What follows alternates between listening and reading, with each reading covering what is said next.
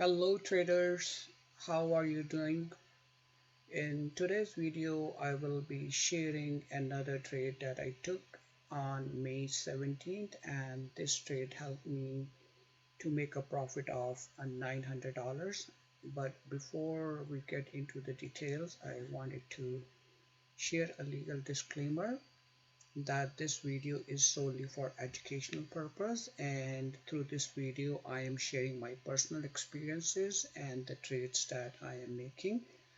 I am not constituting any kind of investment advice here, and we all know that trading is a high risk activity, and anybody who is doing trading is doing at their own responsibility. That being said, I'll get into the details and also wanted to make sure that all the trades that I'm sharing are the trades that I have done using the paper money. So with that, let's start looking at the trade.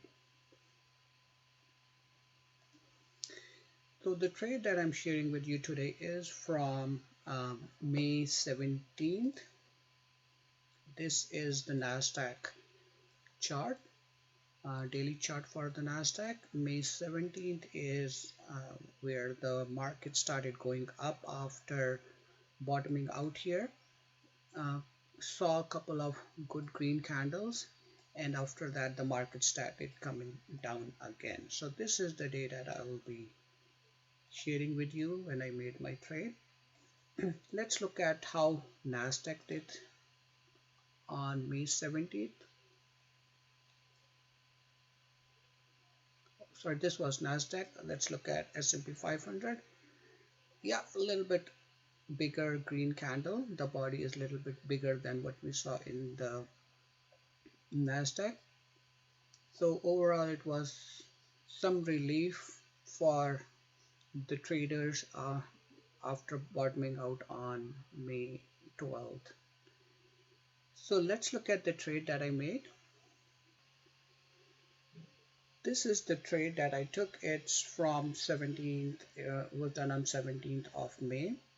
And the reason I selected this particular stock was looking at the volume. So indeed, when I'm doing day trading, I look at stocks which have a lot of momentum, because if they have a lot of momentum, then they do provide, they give you good results and good profit.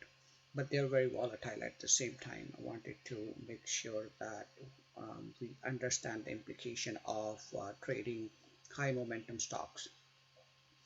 So if we look at the trading volume, look at the trading volume here and compare it to the previous day. A huge difference in the trading volume, and there was huge trading volume early morning, and then it started getting less and less trading volume. When I first gazed or recognized that I wanted to look at this trade, it would be somewhere here after this. So this much activity has already taken place on that particular day. So when I looked at this chart, I have to now look at where my entry and exit should be based on my strategy, which is supply and demand analysis that I use, as well as support and resistance, and of course the price action, which is based on the candlesticks. So I started analyzing this stock, and that's what I'm going to share with you, how I did my entry, what prompted me to take the entry at that price point, and what were my exits. So let's look into the details. So if I look at the stock right here, I saw it created a nice demand zone right here, right? And I could see, based on what I'm looking at here, that there is a supply zone occurring somewhere here. Okay.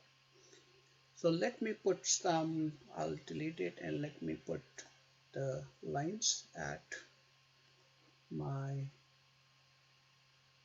identified points.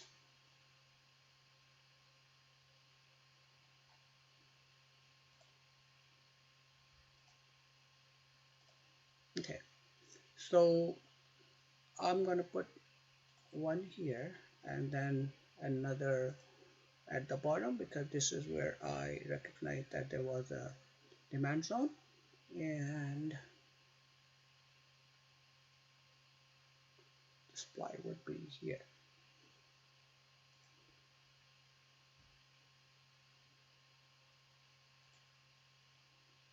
Supply would be red.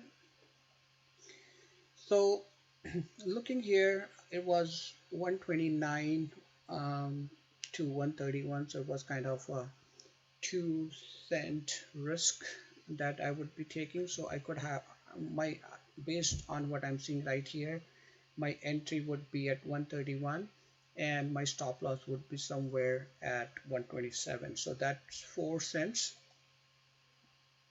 Let me bring it down. So this here is 4 cents.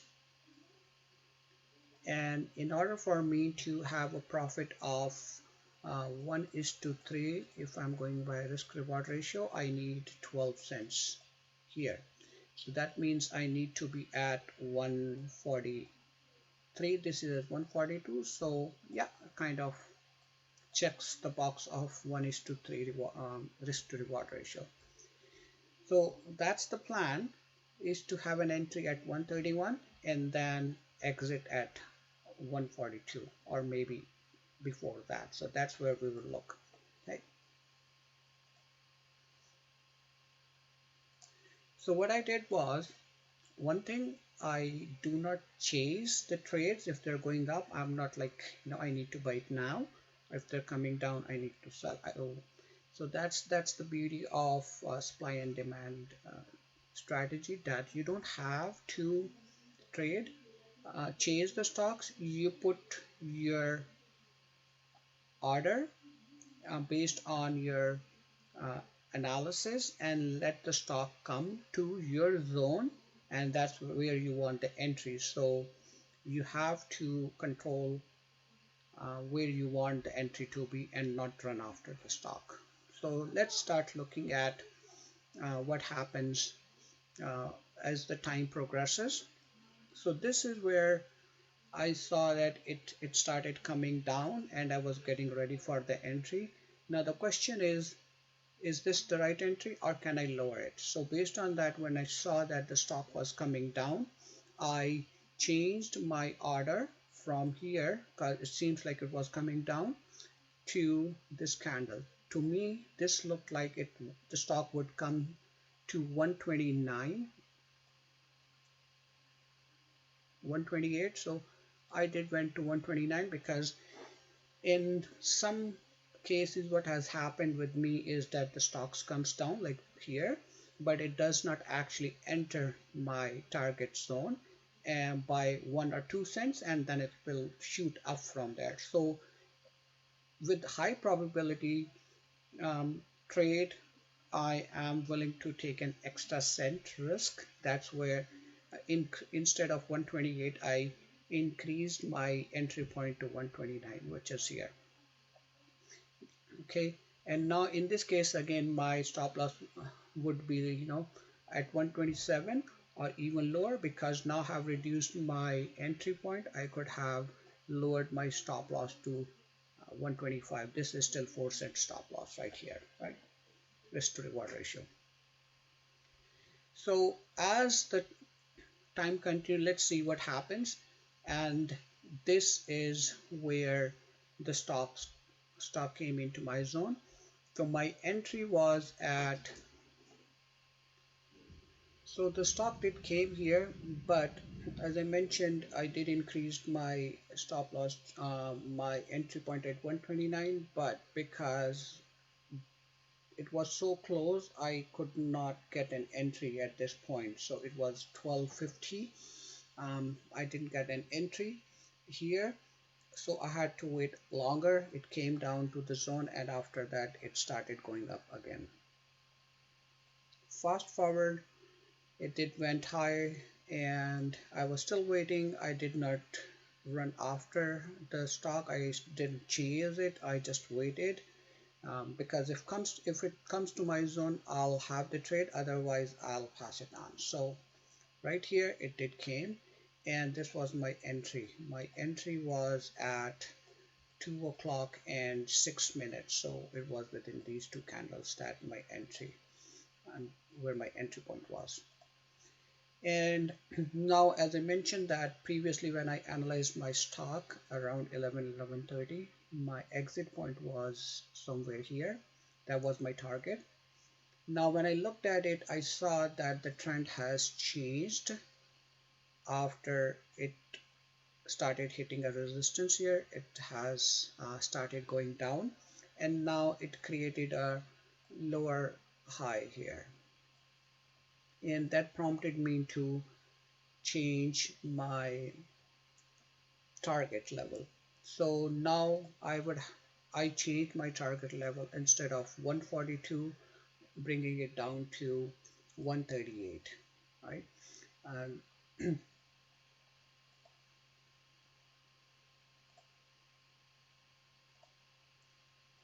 and then I kept I when I looked at the stock, I was like, yeah, it's going higher. I need to. When I saw that it touched this high of this red candle, and then it started uh, coming down, and what I thought was, you know what, let me take my first profit. So I put my first target at 135. It was when I saw this one going down. So my first target was at 136 because the stock was going higher, but it was forming a base, and it was also very close to the point of resistance. Now here two things could happen. Either it will shoot up, pop up and go higher, or it may come down. So the strategy, as I said, in stock market, there's no wish this could have happened or wish I could have done that. So what's there is what's yours. So if I could take a profit here and sell some of my stock, I have booked my profit. So booking a profit is very important. So I did bought 20,000 shares. I forgot to mention that. But here I did bought 20,000 shares, and because I had so many shares, I decided that if I'm lowering my target to 135, I will sell 50% of them here, so that I have booked my profit, and then I can still wait for the stock to go higher and give me the remaining profit. So that's what I did. So my I lowered my target to 135 for 10,000 shares, and at 249 it was right, yeah, around about this candle that it filled my trade was filled, and I was able to put that profit. Now for the remaining 10,000 trades, what I looked was is I moved my stop loss, which I had here. I moved my stop loss to right here where it has formed a base. So rally, base, and I was again making a rally, but I didn't know if it will go higher or it will go lower. So I moved my stop loss to here after selling my 50% shares here. Okay, let's look at, so by doing that, 129 to 135, 6 cents, that gave me $600 profit. So I booked my $600 profit by selling here, and now I was waiting to see how the stock will be performing. So now because I moved my stop loss, let me move it right to 132, and I upgraded my target to a higher number. My target was now at 142, 143, or possibly 145, because I can now take a more risk or let the stock run. If it comes down, it will still hit 132. I will still have my 3 cent or $300 profit. So 600 plus 300 will be $900. Worst, that would be the worst case scenario. And the best scenario could be that this stock can go higher and provide me with more um, profit. So that was the strategy that I used in this particular stock. Let's see what happens. So fast forward, this is what happened. The stock did not go to the level I was thinking at 143. It actually started, it went high as 141, and after that it started coming down. And this is what happened. So after it reached its high one in that particular candle, it did came and it hit my stop loss of 132, and I sold my remaining 10,000 shares at a price of 132. So as I mentioned, I was going with the best case and worst case scenario, and the worst case scenario happened. But because of the strategy that I did, I was able to get my $600 profit in my first trade right here, and the remaining $300 profit at here. And then the total I was able to make was $900 profit for that day. So this is my trading journal. If you look at the trades I took, as I mentioned, my first trade at 11.6, 11.6, that means 206 market time, 249 and 332. So my entry at 129 with 20,000 stocks shares, and then I sold first one at 135 at 249, 50%, and then it that was my limit order, and then as I mentioned, it had hit my stop loss here. So as I shared throughout the video, none of this is a market order, it was limit or stop. So that's how I trade. And after that the stock did and it other thing was getting close to the end of the day, so the market was closing out as well, and I don't like to take the trade to the next day because these trades become very volatile, especially if you leave them overnight. So I wanted to close this trade before 4 o'clock, and I think at the end when I looked at the other how the stock performed, it actually ended going even lower to 125. So I could have gone into the loss and um, may have whatever profit I made, I may have like uh, lost that profit and may have ended up actually losing the money in here. So I think overall when I look at it, going back, I think the trade that I did was good. The decisions that I took to book my profit was good. So lessons learned, make sure that if you are doing day trading, that you do not chase the stocks, follow your strategy whatever you are using. As I mentioned, I follow supply and demand and support and resistance and price action. These are the three things. I do not use moving average, RSI, Bollinger, none of the other indicators. So these are the three things that I'm using. The other thing is, as I mentioned, don't chase it. Make your mind set up your entry point where you want to enter and exit. So your entry and exit should be determined. And of course, if you have the time and you're monitoring the trade throughout the day, then you can change the strategy accordingly. But in some cases, what I have done is I have put my trade here, and I'll put my trade here, my exit and my stop loss. And if I have to go out for work or somewhere for a walk, I don't have to worry about it because my trade is already set with these three things.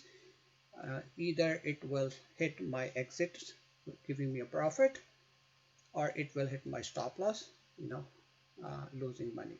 So that's what I recommend.